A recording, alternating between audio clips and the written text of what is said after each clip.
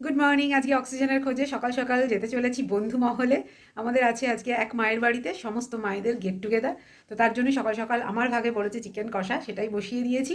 আমরা সবাই এক একজন এক একটা রান্না করে নিয়ে যাব। কেউ রান্না করবে, কেউ আউটসোর্স করবে, কারণ কোল্ড ড্রিঙ্কস মিষ্টি এগুলো তো রান্না করা যায় না, তো এগুলো আউটসোর্স হবে।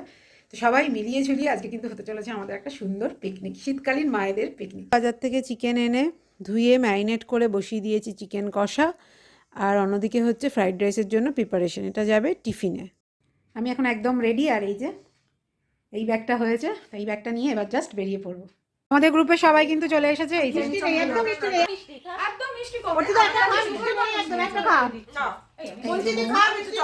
আর এই যে আমাদের খাওয়া আরো খাবার আসছে।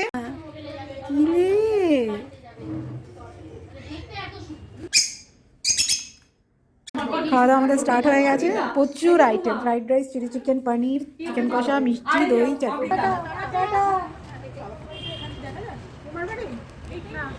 টাটা।